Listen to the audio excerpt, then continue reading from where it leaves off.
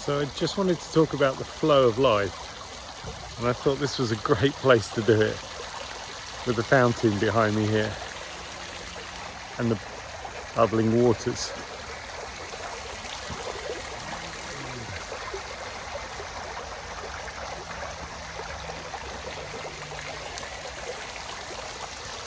As you can see, it's very cold here and the water's frozen, but the moving water doesn't freeze.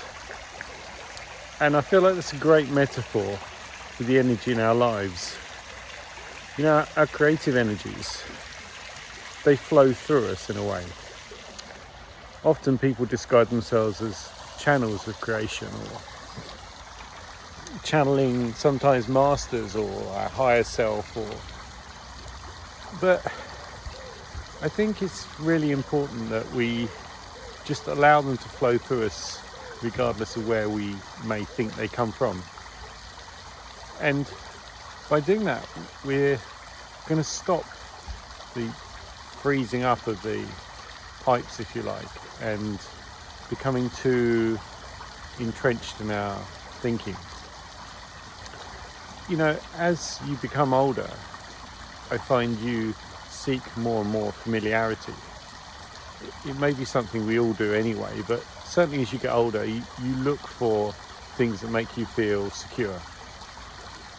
And that's often repeated patterns. I mean, we've heard the term better the devil you know. And what I find it's very easy for that to create is a rut, like almost like rails for your life, that you seek the familiar, and so you find the familiar, and then your brain is always saying, well, I know where this goes, I've travelled this road so many times.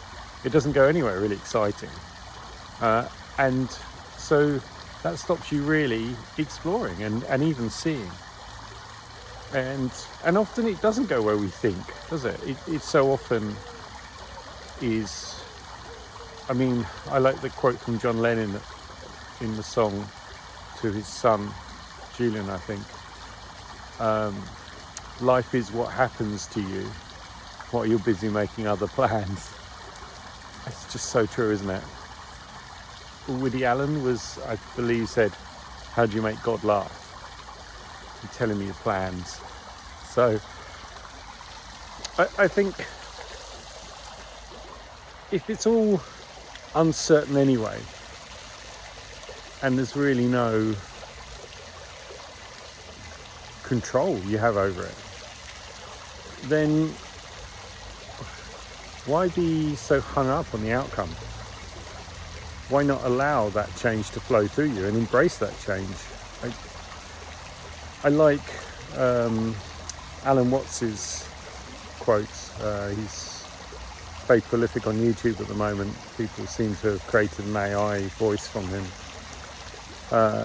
He says, how do you swim in the water? You don't grasp the water. You can't grab it. You have to flow with it,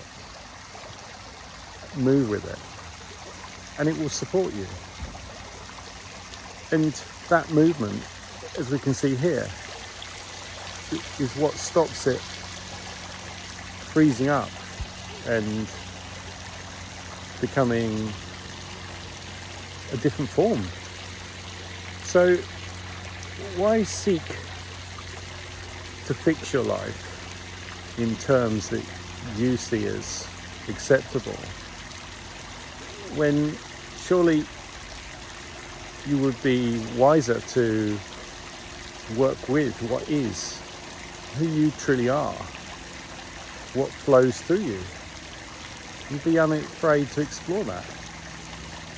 I think that's the spiritual way.